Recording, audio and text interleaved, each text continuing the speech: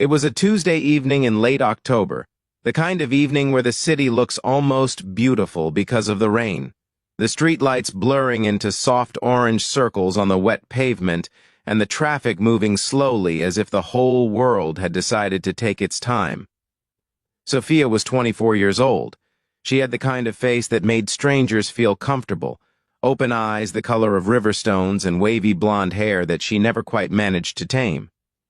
She wore a white t-shirt tucked into a black skirt, and her heels clicked on the sidewalk in a rhythm that she had grown used to hearing. After long shifts at the restaurant where she waitressed 5 days a week, she was tired that evening.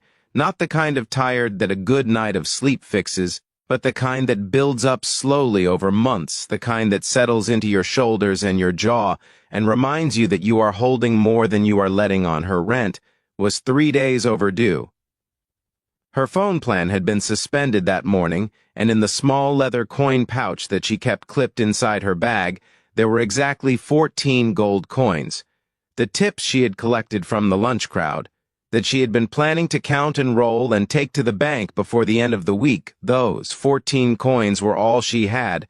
Until Friday, she had been walking toward the bus stop when she saw him. He was sitting against the wall of a stone building at the far edge of the block, slumped low with his knees pulled up and his back pressed flat against the cold surface.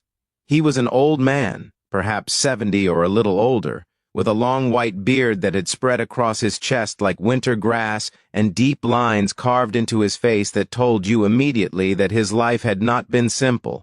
He wore a dark coat that had once been heavy and good quality, but had thinned with years of use, and beside him on the wet pavement rested a piece of torn cardboard on which someone, perhaps himself, perhaps a stranger, had written 2 words in large uneven letters: hunger and homeless. Sophia slowed down. She told herself she did not have enough to give. She told herself that the bus would come in 4 minutes and that she needed to keep moving. She told herself all the reasonable things that a young woman with 14 coins and an overdue rent bill tells herself when she walks past someone who needs help, and then she stopped. She crouched down in front of him, right there on the wet sidewalk in her good skirt and her work heels, and she looked at him, not past him, not around him, at him. The old man looked back at her with eyes that were pale and quiet like water at the bottom of a deep well. There was no performance in his face. No reaching, no asking. He simply looked at her the way very old people sometimes do, with a patience that has outlasted expectation. Sophia opened her coin pouch. She did not count them. She did not hold back a few for herself. She simply poured the coins, all 14 of them, into the palm of his weathered hand and held her own hands there for a moment underneath his, as if she wanted to make sure not a single one fell. The old man looked down at his palm, then he looked back at her. She said quietly, and she meant it, that she hoped he would get something warm to eat tonight. Then she stood up, straightened her skirt, and walked to the bus stop.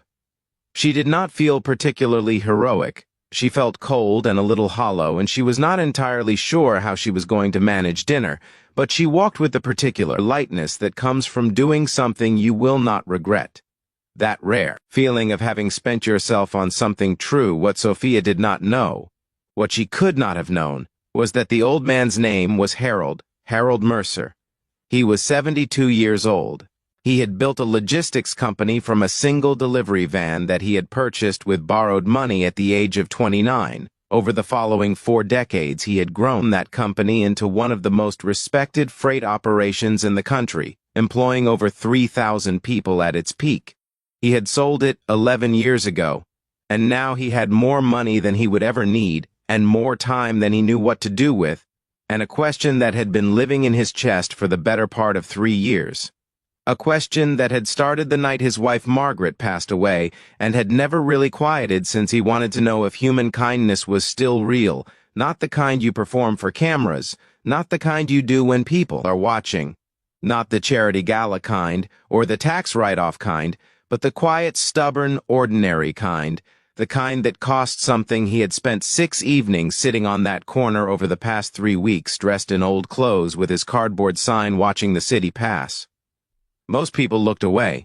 Some dropped coins quickly as if speed made the discomfort smaller. A few stopped to ask if he was all right before moving on. But Sophia had crouched down in her work clothes at the end of a long day and looked him in the eye, and she had given him everything she had without making him feel small for taking it. Harold sat with the coins in his hand for a long time. After she left, the rain tapped steadily on the pavement around him. A cab slid through a puddle and the headlights swept across his face, and then passed, and he sat with 14 small gold coins and something he had not felt in 3 years. Something he had almost stopped looking for.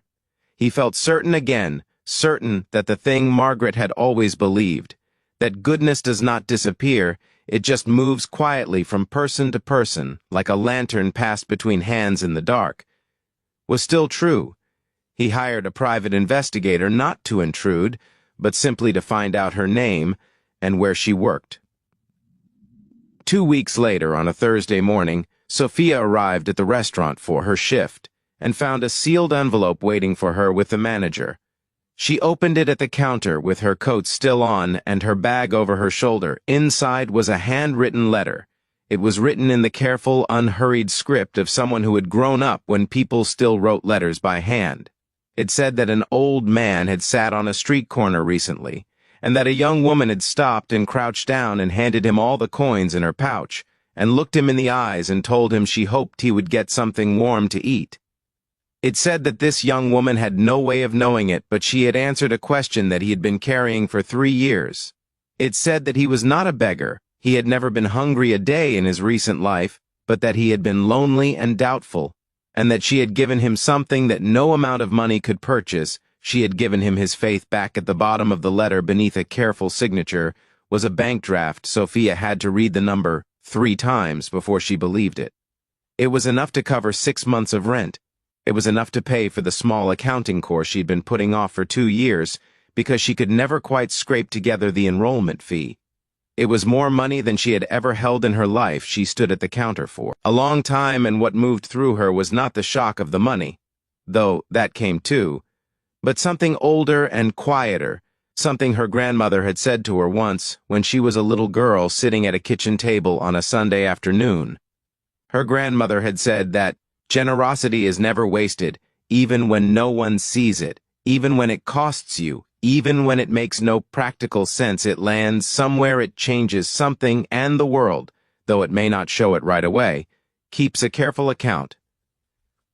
Sophia had not thought of those words in years. She thought of them now. She thought of an old man with white hair and a worn coat sitting alone in the rain holding 14 small coins. She thought of how tired she had been that evening, and how easy it would have been to keep walking. She thought of all the times in life when the right thing and the easy thing stand at a fork in the road and wait to see which one you choose.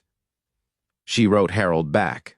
She thanked him, not for the money, though she was honest about what it meant, but for reminding her that a single moment of kindness between 2 strangers is not a small thing. It is actually one of the largest things a human being can do. They met for coffee 3 weeks later at a small cafe near the restaurant.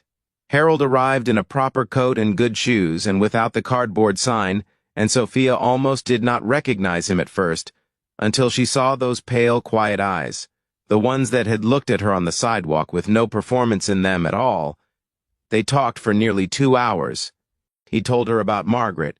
He told her about the company and the delivery van, and the early years, when there had been more worry than certainty.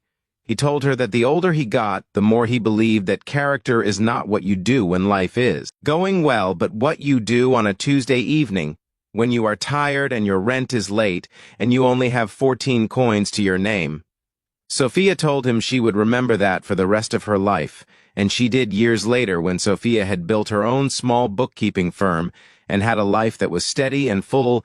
She kept a small glass jar on her desk. Inside it were 14 gold coins, not the original ones. Those had fed an old man's faith on a rainy October evening, and she liked to think they had gone on to do good things after that, but 14 new ones that she had set aside herself as a reminder that you never know what the person in front of you is carrying, a reminder that kindness given freely, even when it costs you, is never truly lost, a reminder that on any given Tuesday evening in any ordinary city in the rain, The world is quietly asking each of us a question, and the answer we give matters more than we know if this story touched something in you.